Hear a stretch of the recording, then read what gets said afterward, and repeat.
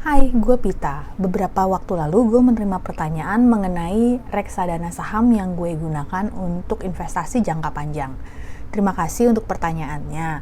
Dan kali ini gue coba buat video bagaimana gue memilih reksadana saham untuk investasi jangka panjang. Disclaimer, gue ini bukan financial advisor resmi dan apa yang gue bagikan merupakan preferensi pribadi gue. Do your own research karena belum tentu strategi investasi gue sesuai dengan profil resiko investasi lu. Gue juga bisa saja merubah strategi ini di kemudian hari tanpa perlu memberitahukan terlebih dahulu. Tapi untuk sekarang, ini strategi investasi reksadana saham yang gue pakai.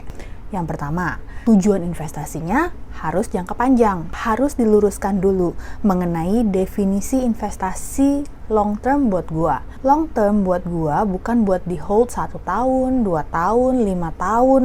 Long term buat gua adalah jangka waktu investasi 30, 40, dan 50 tahun setelah gua pensiun. Jadi yang gue cari adalah investasi yang masih bisa bertahan sampai tahun 2080. Buat gue, fund manager atau fund house merupakan salah satu faktor yang sangat penting dalam menentukan pilihan. Gue lebih memilih fund house yang sudah memiliki track record yang panjang dan tidak begitu tertarik dengan fund house yang baru beroperasi. 2. Melihat nilai aset under management dari reksadana tersebut. Karena gue lebih memilih fund house yang sudah mapan, maka cenderung produk reksadana yang mereka miliki dana aset kelolaannya besar. Itu berarti lebih banyak orang yang mempercayakan aset mereka ke fund house tersebut. Ketika gue melakukan filter di platform investasi reksadana, misalnya yang gue pakai Bareksa, set dana kelolaannya paling besar. Tapi lu bisa saja menggunakan platform lain. Yang ketiga, melihat performance. Memang kalau ada reksadana yang kinerja masa lalunya bagus, itu belum tentu di masa depan kinerjanya akan tetap bagus.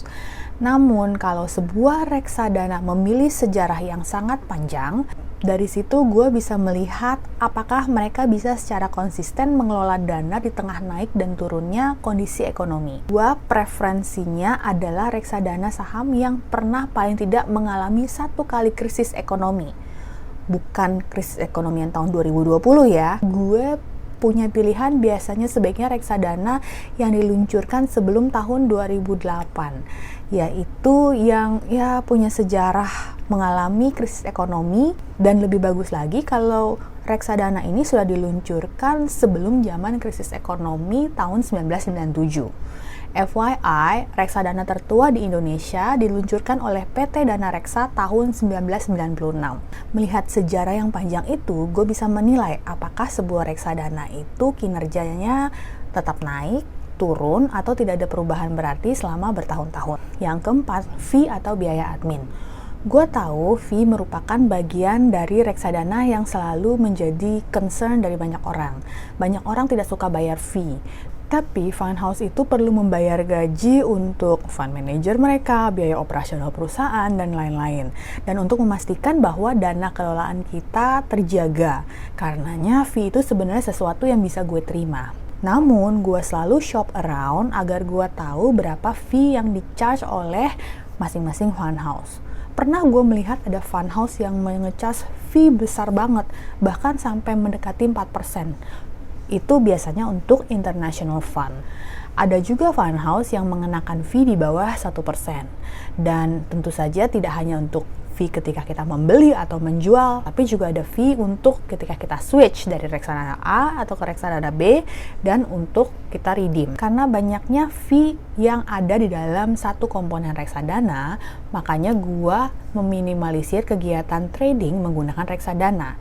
Ya, buat apa trading bolak-balik, karena setiap pergerakan itu akan kepotong oleh fee. 5. Dollar cost average. Kalau sudah melakukan riset reksadana yang kita yakin bagus, gue selalu berinvestasi dengan cara dollar cost averaging. Jadi gue tidak pernah menaruh sekaligus uang dalam jumlah banyak, tapi rutin dalam jumlah tertentu. Jadi kalau misalnya gue punya dana 20 juta untuk gue masukkan ke dalam investasi reksadana saham, gue tidak akan masukkan sekaligus 20 juta, tapi akan gue cicil, yaitu antara 2 atau sampai 4 juta setiap minggu untuk selama 1 bulan. Mungkin buat orang-orang yang jago akan menganggap ini caranya basic amat, tapi buat gue ini merupakan merupakan salah satu cara untuk meminimalisir resiko karena gue tidak pernah tahu kapan harga itu tinggi banget atau harga itu rendah banget. 6. Diversifikasi. Gue selalu berusaha mendiversifikasi reksadana yang gue punya. Contoh, kalau gue buka fact sheet dari satu reksadana, gue akan lihat top 10 holding dari reksadana tersebut itu apa. Dari sini gue menentukan perusahaan apa saja yang gue mau terekspos. Dari fact sheet gue bisa pilih berinvestasi di perusahaan consumer atau perusahaan banking atau perusahaan teknologi atau perusahaan pertambangan. Dengan melakukan ini gue jadi punya diversifikasi investasi yang terukur resikonya di dalam satu kumpulan reksadana. Investasi reksadana ini merupakan salah satu cara untuk memperkecil resiko dalam berinvestasi. Daripada gue berinvestasi besar di saham single stocks di mana gue sendiri harus aktif mengelolanya, gue berinvestasi dalam kumpulan saham yang dimasukkan di bundle dalam satu reksadana kemudian dikelola oleh professional fund house. Kita membeli NAV dari fund house tersebut, nantinya mereka yang akan mengelola uang kita. Mungkin nanti ada yang bilang, ini cara cupu amat, kapan untungnya, lama banget naiknya. Mengerti sih kalau investasi reksadana saham itu bukan cara untuk mencetak cuan besar dalam tempo yang sesingkat-singkatnya. Ini lebih merupakan strategi berinvestasi dengan return yang cukup bagus, tapi juga mengelola resiko. Dan strategi gue ini adalah strategi yang gue pilih untuk investasi jangka panjang. Sejauh ini gue rasa cocok buat gue. Terus menurut lu bagaimana? Berbagi dong pengalaman pilihan reksadana lu. Ingat, it's not about how much you make, it's about how you manage your money. Salam!